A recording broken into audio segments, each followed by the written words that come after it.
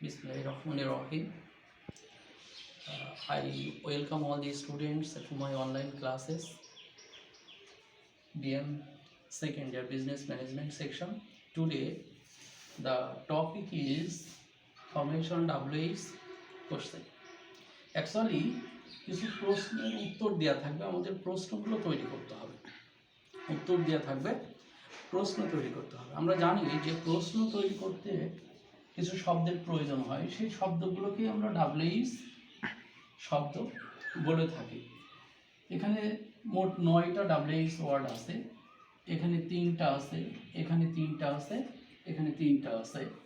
হু হু অর্থ কে বা কাহারা, হোয়াই অর্থ কেন, হাউ অর্থ কিভাবে কেমন অথবা কত, হোয়াট অর্থ কি, হোয়েন অর্থ কখন, হুম অর্থ কাকে, হোয়ার অর্থ কোথায়, হুইচ অর্থ কোনটি, হুজ অর্থ কার। টোটাল 9টা ওয়ার্ড আমাদের প্রশ্ন জিজ্ঞাসা করার ক্ষেত্রে প্রয়োজন হবে, এই 9টা ওয়ার্ড। বাট আমাদের শুরুতে যে জিনিসটা জানতে হবে সেটা হচ্ছে যে কীভাবে আমরা প্রশ্ন তৈরি করব। প্রশ্ন তৈরি করার জন্য আমার একটা স্ট্রাকচার ফলো করতে হবে। সেই স্ট্রাকচারটা হচ্ছে WH plus auxiliary plus subject plus verb plus extension, তারপরে কোশ্চেন মার্কে দিতে হবে। অথবা আরেকটা স্ট্রাকচার হতে পারে WH plus verb plus extension. আমার এই ভার্বটা অক্সিলারি ভার্ব হতে পারে অথবা কোনো মূল ভার্ব হতে পারে। যদি কোনো অক্সিলারি ভার্ব না থাকে তাহলে মূল ভার্ব হবে, আর যদি অক্সিলারি ভার্ব থাকে তাহলে আমার সেই অক্সিলারি ভার্বটা ইউজ করতে হবে। তার আগে তোমার পরিচিত হতে হবে যে অক্সিলারি ভার্ব কোনগুলো। অক্সিলারি ভার্ব আমরা জানি যে am, is, are, was, were,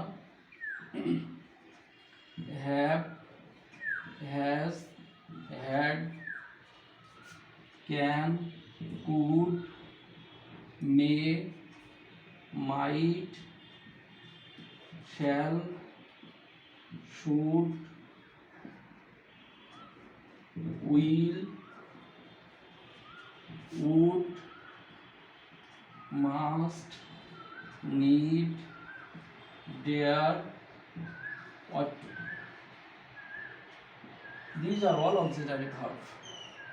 খেয়াল করতে হবে যদি কোনো সেন্টেন্সে এই অক্সিলারি ভার্ব না থাকে, আমার স্ট্রাকচার দেখো, স্ট্রাকচার দিকে যদি আমরা খেয়াল করি তাহলে আমার প্রথমে WH ওয়ার্ড ব্যবহার করতে হবে, তারপরে অক্সিলারি ভার্ব ব্যবহার করতে হবে, তারপরে সাবজেক্ট, তারপরে ভার্ব, তারপরে এক্সটেনশন এবং সর্বশেষ কোশ্চেন মার্ক।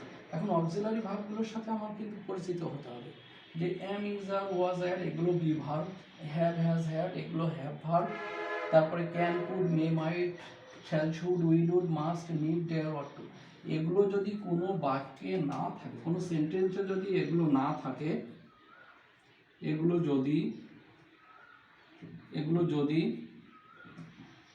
কোনো বাক্যে না থাকে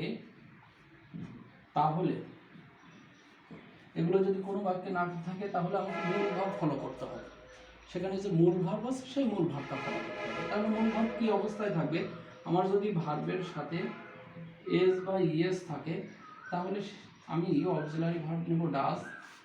যদি আমার শুধু ভার্ব থাকে, কোনো কিছু যোগ নেই, ভার্বের পাস্ট ফর্ম নেই, প্রেজেন্ট আইএনজি ফর্ম নেই, এস বা ইএস নেই, তাহলে আমি ভার্বের অক্সিলারি ভার্ব হিসেবে নেব আমি ডু। তারপরে যদি ভার্বের পাস্ট ফর্ম থাকে, V2 যদি থাকে তাহলে আমি ডিড নেব। খুব ভালো করে খেয়াল করতে হবে, যদি অক্সিলারি ভার্ব কোনো বাক্যে না থাকে, তাহলে আমার মূল ভার্ব যেটা থাকবে সেই ভার্বকে ফলো করতে হবে। সেই ভার্বের সাথে যদি এস বা ইএস থাকে তাহলে আমি ডাজ নেব। সেই ভার্বের যদি সাথে কোনো কিছু যোগ না থাকে তাহলে ডু নেব। আর যদি ভার্বের পাস্ট ফর্ম থাকে তাহলে ডিড নিতে হবে। এখন খেয়াল করতে হবে, আমি অক্সিলারি ভার্বের সাথে পরিচিত হলাম, আমি মূল ভার্বের সাথে পরিচিত হলাম। এখন এই স্ট্রাকচার অনুযায়ী আমার প্রশ্নের উত্তর তৈরি করতে হবে। তার আগে আমাদের যে WH ওয়ার্ডগুলো আমি এখানে লিখেছি সেই WH ওয়ার্ডগুলোর সাথে একটু পরিচিত হওয়া দরকার। প্রথমে দেখো লিখেছি হু অর্থ কে বা কাহারা, হু অর্থ কে বা কাহারা। আমার বাক্যের সাবজেক্ট হিসাবে যদি কোনো ব্যক্তিবাচক শব্দ অ্যাকচুয়ালি কোনো নাউন আসে বা প্রোনাউন হতে পারে, সাবজেক্ট হিসাবে ব্যক্তিবাচক কোনো কিছু যদি থাকে তাহলে আমি হু দিয়ে প্রশ্ন করে থাকি। যেমন যদি একটা সেন্টেন্স এখানে এক্সাম্পল হিসাবে আমরা ধরি, করিম ওয়েন্ট টু ঢাকা, করিম ঢাকা গিয়েছিল। এখন এটাকে যদি আমি প্রশ্ন করি, হু, আমার এই স্ট্রাকচার অনুযায়ী হবে হু ওয়েন্ট টু ঢাকা, কে ঢাকা গিয়েছিল, তাহলে অ্যান্সার হিসেবে আমার আসছে করিম। এখন একটা জিনিস খেয়াল করতে হবে, তুমি যে শব্দটা দিয়ে প্রশ্ন করবা, কারণ আমার এখানে তো উত্তর দেওয়া থাকবে, প্রশ্ন তৈরি করতে হবে। যে শব্দটা দিয়ে আমি প্রশ্ন তৈরি করব সেই শব্দের উত্তর হিসাবে যেটা আসবে আমাদের প্রশ্নবোধক বাক্যে সেটাকে অ্যাভয়েড করতে হবে, সেটা লেখা যাবে না, কারণ আমার অ্যান্সারটা বাইরে থাকবে। অ্যান্সারটা আমি প্রশ্ন ব্যবহার করবো না, যে হু ওয়েন্ট টু ঢাকা। আবার যদি বলি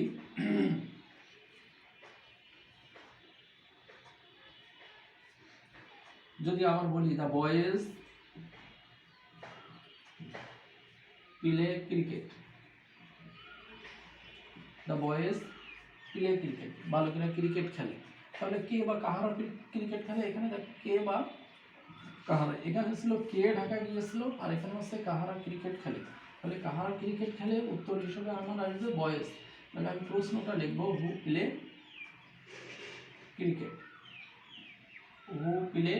ক্রিকেট, তাহলে আমরা দেখো সেকেন্ড যে স্ট্রাকচার আছে সেই সেকেন্ড স্ট্রাকচারটা হু এর ক্ষেত্রে ব্যবহার করা হচ্ছে। আবার আরেকটা জিনিস খেয়াল করতে হবে, যদি বাক্যে এভরিবডি, এভরিওয়ান, সামবডি, সামওয়ান এগুলো যদি থাকে, এনওয়ান, ওয়ান এগুলো যদি থাকে, এভরিবডি, এভরিওয়ান, ওয়ান, অল এগুলো যদি বাক্যে সাবজেক্ট হিসেবে থাকে তাহলে আমি হু দিয়ে প্রশ্ন করে থাকি। যেমন এভরিবডি হেটস এ লায়ার, সেক্ষেত্রে আমার প্রশ্নটা করতে হবে হু এবং অক্সিলারি প্লাস নট নিতে হবে। এক্ষেত্রে দেখো যে অক্সিলারি প্লাস, যেহেতু মূল বাক্যটা হাবোধক, আমার প্রশ্ন করার ক্ষেত্রে অক্সিলারি প্লাস নট নিতে হবে। তাহলে হু ভার্বের সাথে এস আছে, যেহেতু ভার্বের সাথে এস আছে তাহলে অক্সিলারি ভার্ব হিসেবে নেব ডাজ, তারপরে নট, হু ডাজ নট হেট। যখন আমি অক্সিলারি ভার্বটা ব্যবহার করব তখন আমার মূল ভার্বের সাথে যে এস বা ইএস ছিল সেটা উঠে যাবে। তাহলে who does not hate a liar, কে একজন মিথ্যাবাদীকে ঘৃণা করে না। আবার আরেকটা বিষয়, যদি এভরিবডি, এভরিওয়ান অথবা অল এগুলো না থেকে যদি নান, নোবডি, নো ওয়ান থাকে, সেক্ষেত্রে তুমি শুধুমাত্র নান, নোবডি, নো ওয়ানের ক্ষেত্রে শুধুমাত্র নান, নোবডি, নো ওয়ান এটা তুলে দিয়ে ডাব্লিউএস ওয়ার্ড হু ব্যবহার করলে বাক্যটা কমপ্লিট হবে। তারপরে দেখো যে হোয়াই অর্থ কেন। হোয়াই এর ক্ষেত্রে আমার যে স্ট্রাকচারটা ফলো করতে হবে সেটাকে WS, auxiliary, subject, verb, extension. এবং হোয়াই এর প্রশ্ন আমি কখন তৈরি করব, হোয়াই এর প্রশ্নটা তৈরি করব যে ক্ষেত্রে আমার সেন্টেন্সের ভিতরে কোনো কারণ আছে, কার্যকারণ সম্পর্ক রয়েছে, সেখানে আমি হোয়াই দিয়ে প্রশ্নটা তৈরি করব। এবং আমার এই স্ট্রাকচারটা ফলো করতে হবে, যখন আমি হোয়াই দিয়ে কোনো বাক্য তৈরি করব তখন আমার ফলো করতে হবে এই structure, why, auxiliary, subject, verb, extension. যেমন যদি আমি একটা এক্সাম্পল হিসাবে একটা সেন্টেন্স বলি, the boy could not go to college for illness, বালকটি কলেজে যেতে পারলো না অসুস্থতার জন্য। তাহলে বালকটি কলেজে যেতে পারলো না অসুস্থতার জন্য, আমার এখানে একটা কারণ রয়েছে যে কেন বালকটি কলেজে যেতে পারলো না, অসুস্থতার জন্য। তাহলে আমার মূল বাক্য আমি যখন প্রশ্ন তৈরি করব তখন আমার এই উত্তরটা বাদ দিতে হবে। তাহলে এখানে আমার খেয়াল করতে হবে যে আমি এই স্ট্রাকচার অনুযায়ী যখন লিখবো, আমার ডাব্লিউএস ওয়ার্ড আসবে হোয়াই, তারপরে অক্সিলারি ভার্ব, এখানে অক্সিলারি ভার্ব হিসেবে আছে কুড, আমি কুডের সাথে নট দিয়ে দিলাম। Why couldn't the boy go to college, বালকটি কেন কলেজে যেতে পারলো না। দেখো আমি যখন WH ওয়ার্ড দিয়ে প্রশ্নটা তৈরি করেছি সেক্ষেত্রে আমার উত্তর হিসাবে যেটা আসছে সেই উত্তরটা কিন্তু অ্যাভয়েড করেছি। তাছাড়া বাকি অংশ সবই এখানে আছে। আমার দি বয় রয়েছে, কুড নট রয়েছে, গো রয়েছে, টু রয়েছে, কলেজ রয়েছে।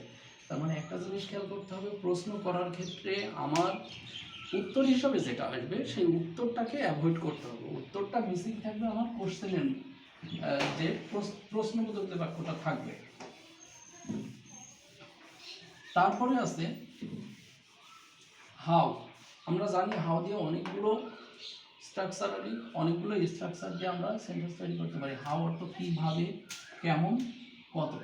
হাউ এর ক্ষেত্রে যদি আমরা যে বিষয়টা খেয়াল করি, how plus adjective plus how plus adjective plus auxiliary plus subject plus extension, এই একটা স্ট্রাকচার আমরা ফলো করতে পারি। অথবা how fast, how far, how many, how much,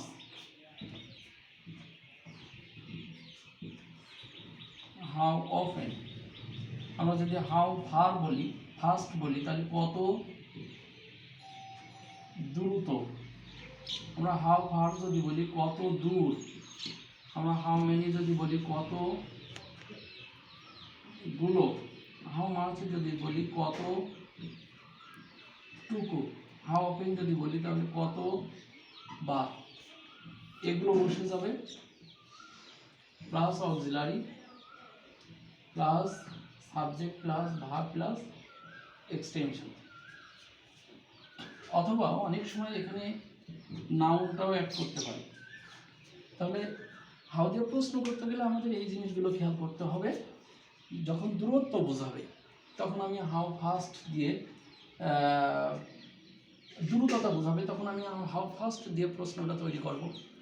তারপরে যদি হাউ লং, কতক্ষণ, যদি গতি বোঝায় তাহলে হাউ ফার দিয়ে আমি প্রশ্ন তৈরি করতে পারি। যদি সংখ্যা বোঝায় তাহলে আমি হাউ মেনি দিয়ে প্রশ্ন করতে পারি। যদি পরিমাণ বোঝায় তাহলে আমি হাউ মাস দিয়ে প্রশ্ন তৈরি করতে পারি। যদি কতবার, একবার, দুইবার, তিনবার এই জাতীয় কোনো কিছু বোঝায় তাহলে আমি হাউ অফেন দিয়ে প্রশ্ন তৈরি করতে পারি। তারপরে কতক্ষণ, সময়ের উল্লেখ করার ক্ষেত্রে আমরা হাউ লং দিয়ে প্রশ্ন করতে পারি। বাট আমার স্ট্রাকচার কিন্তু এইভাবে ঠিক করে রাখতে হবে। আমরা ফার্স্ট এইগুলো ব্যবহার করতে পারি, তারপরে অক্সিলারি ভার্ব, তারপরে সাবজেক্ট, তারপরে ভার্ব, তারপরে এক্সটেনশন। যেমন আমি এক্সাম্পল হিসেবে, অথবা এই একটা স্ট্রাকচার আমরা ফলো করতে পারি। হাউয়ের ক্ষেত্রে এটা ফলো করতে পারি, অথবা এই স্ট্রাকচারগুলো আমরা হাউয়ের ক্ষেত্রে ফলো করতে পারি। যেমন আমি একটা উদাহরণ দিই,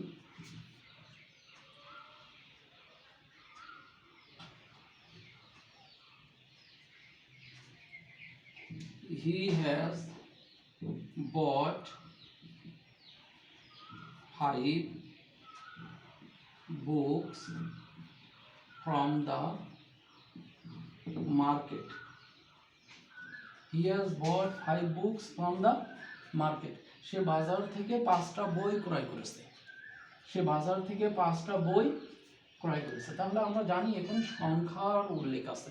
কতগুলো বই? 5টা বই। তাহলে আমি প্রশ্ন যদি বাংলায় করি, বাজার থেকে সে কতগুলো বই ক্রয় করেছে, বাজার থেকে সে কতগুলো বই ক্রয় করেছে, সেক্ষেত্রে আমরা প্রশ্নটা করতে পারি। এখানে দেখো লেখা আছে যে যদি গতি বোঝায় তাহলে আমরা হাউ ফাস্ট বলতে পারি। দূরত্ব যদি বোঝায় তাহলে হাউ ফার, এবং সংখ্যা যদি বোঝায় তাহলে হাউ মেনি আমরা ব্যবহার করতে পারি। এখানে আমি কিন্তু উল্লেখ করেছি যে হাউ মেনি, আমি লিখলাম হাউ মেনি। তারপরে সংখ্যা, এখানে নাউন ব্যবহার করতে পারি, তাহলে নাউন হিসেবে আমার বুকস আসবে, how many books. Auxiliary verb আমার এখানে হ্যাজ আছে, how many books has he. মূল ভার্ব আমার আছে বয়। কোথা থেকে? বাকি অংশটা, ফ্রম দি মার্কেট। তাহলে আমার স্ট্রাকচারালি দেখো তোমরা যদি খেয়াল করো যে হাউ মেনি আমি লিখেছি নাউন হিসাবে আমার বুকস এসছে, তারপরে অক্সিলারি ভার্ব, তারপরে সাবজেক্ট এসছে হি, তারপরে মূল ভার্ব আমার বট, আর এক্সটেনশন হিসাবে ফ্রম দি মার্কেট।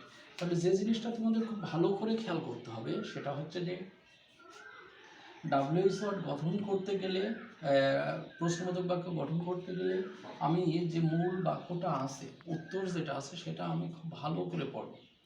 ভালো করে পড়ার পরে তারপরে দেখবো যে এখানে আমার যে টোটাল 9টা ডাব্লিউএইচ ওয়ার্ডগুলোর ভিতর থেকে কোনটা দিয়ে আমি প্রশ্ন করতে পারি, কোনটায় আমার সব থেকে সুবিধা হবে। একটা ডাব্লিউএইচ, একটা সেন্টেন্সকে আমরা বিভিন্নভাবে প্রশ্ন করতে পারি, একটা সেন্টেন্সকে আমরা বিভিন্নভাবে প্রশ্ন করতে পারি। সেখানে যদি স্থান উল্লেখ থাকে তাহলে হোয়ার দিতে পারি, সেখানে যদি কোনো ব্যক্তির উল্লেখ থাকে তাহলে আমরা হু দিয়ে করতে পারি, সেখানে যদি কোনো সংখ্যার উল্লেখ থাকে তাহলে সেখানে আমরা হাউ দিয়ে প্রশ্ন করতে পারি, বিভিন্নভাবে হোয়াট দিয়ে প্রশ্ন করতে পারি, বিভিন্ন রকম বা বিভিন্ন উপায়ে আমরা ডাব্লিউএইচ কোশ্চেন গঠন করে থাকি। তারপরে যদি বলা হয় আরেকটা উদাহরণ, দ্য রিভার ইজ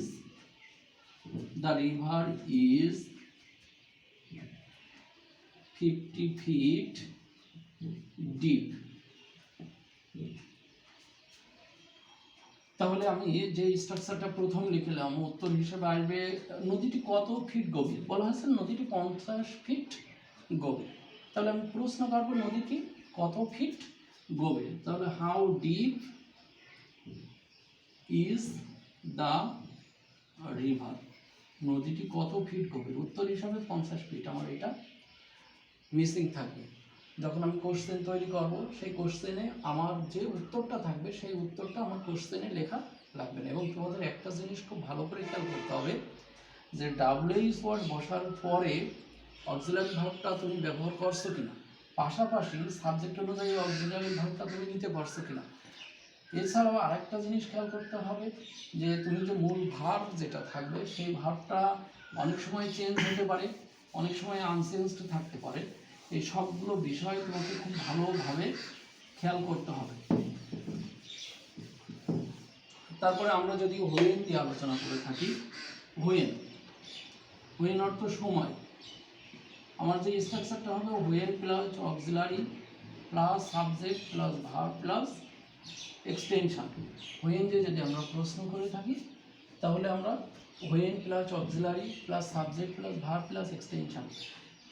বাক্যে যদি সময় বাচক কোনো শব্দ থেকে থাকে বা সময় নির্দেশক কোনো শব্দ থেকে থাকে তাহলে আমরা হোয়েন দিয়ে প্রশ্ন করে থাকি। এবং আমার স্ট্রাকচারটা খুব ভালো করে খেয়াল করতে হবে, একটা structure when plus auxiliary plus subject plus verb plus extension.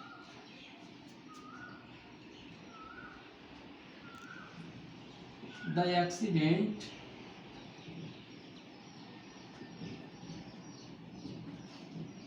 took place before the college. Sorry, the accident took place at 9 AM। 9টার সময় দুর্ঘটনাটি ঘটেছিল, 9টার সময় দুর্ঘটনাটি ঘটেছিল। তাহলে আমি যদি প্রশ্ন করে থাকি যে দুর্ঘটনাটি কখন ঘটেছিল, 9টার সময়, তাহলে আমি অ্যান্সারটা লিখতে পারি হোয়েন, অক্সিলারি ভার্ব নেই, ভার্বের টু আছে তাহলে ডিড নিতে হবে, হোয়েন ডিড দ্য অ্যাক্সিডেন্ট। এবং যখন আমি ভার্বের ডিড হিসাবে অক্সিলারি ভার্ব নেব তখন আমার মূল ভার্বটার প্রেজেন্ট ফর্ম চলে আসবে, when did the accident take place. Okay, the student today till this wish you good health, keep yourself safe and sound, never go out of your house and try to keep your family and yourself safe. Today till this, and we will discuss next. Keep prayer and keep yourself sound. Thank you.